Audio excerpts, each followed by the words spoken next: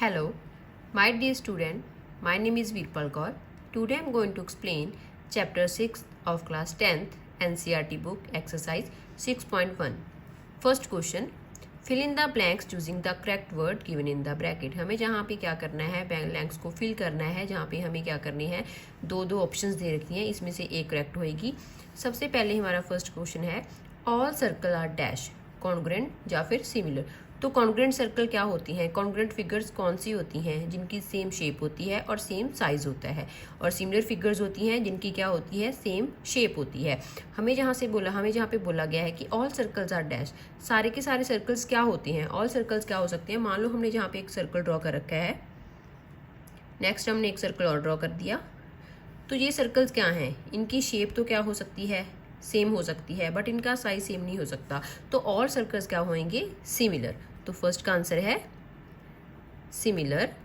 Next all squares are dash, सारे squares क्या होती हैं, सिमिलर होते हैं या फिर कॉन्ग्रुएंट होते हैं.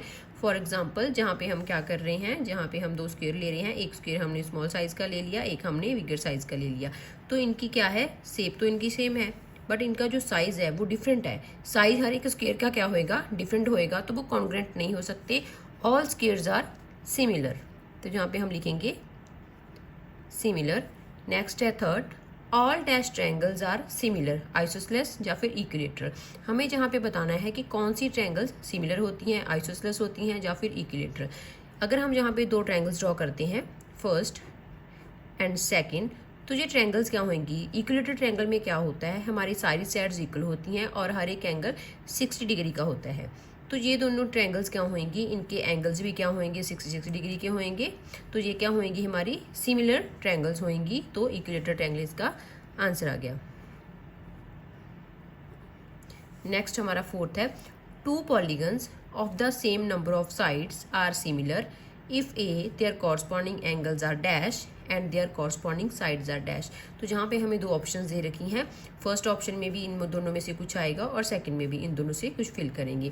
तो सबसे पहले हमें पता होना चाहिए कि पॉलीगन्स क्या होते हैं. तो पॉलीगन्स क्या होती हैं, ऐसी फिगर होती हैं, कुछ फिगर्स होती हैं जो कम से कम क्या होती है, एटलीस्ट 3 लाइन सेगमेंट से बनी होती है. जैसे कि फर्स्ट जो होती है वो हमारी ट्रायंगल होती है जिसमें 3 लाइन सेगमेंट होते हैं. उसके बाद आता है स्क्वायर या फिर रेक्टेंगल भी ले सकते हैं, 5 वाला आ जाएगा, 6 7 अप टू 1 चलती रहेंगी.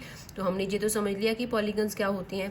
अब हमारा जो फर्स्ट है two polygons of the same number of sides, अगर दो पॉलीगन्स हैं उनकी नंबर ऑफ साइड सेम है.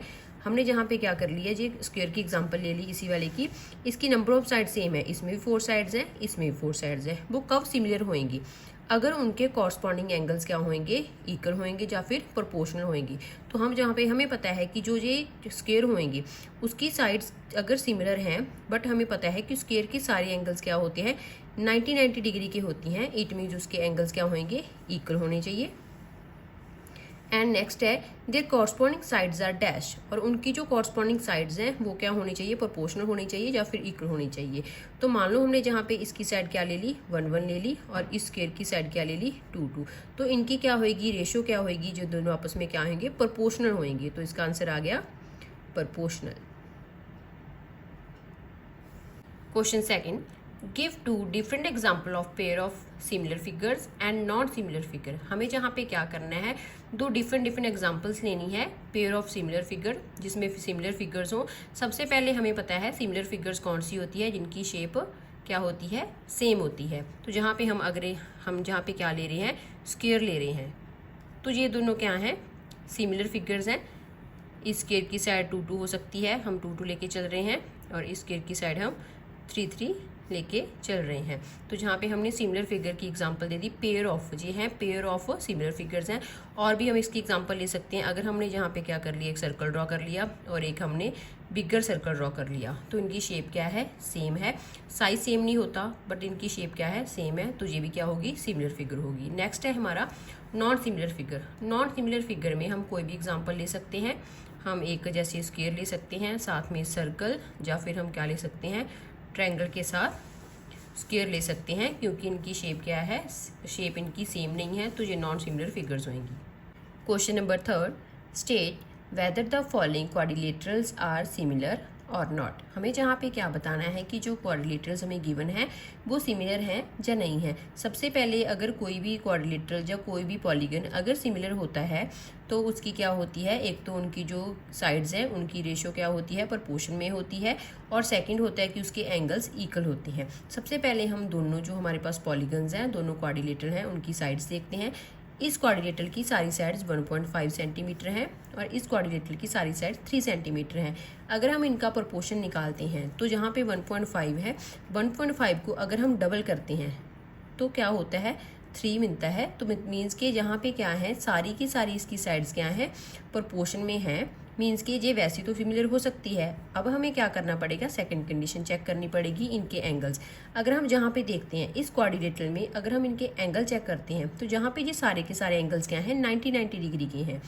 और जहाँ पे अगर हम पी क्यू आर एस वाले क्वाड्रिलेटरल में अगर चेक करते हैं तो हमें जहाँ पे देख के ही पता चल रहा है कि ये हमारे जो एंगल हैं वो 90 डिग्री के नहीं हैं। तो इनकी साइड्स क्या हो सकती हैं, साइड तो प्रोपोर्शन में है बट इनकी जो क्या है एंगल्स हैं वो इक्वल नहीं है। तो ये फिगर दोनों के दोनों क्या नहीं है, सिमिलर नहीं है। तो इसका रीज़न हम लिखेंगे the corresponding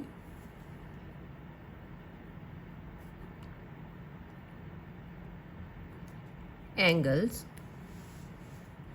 of two quadrilaterals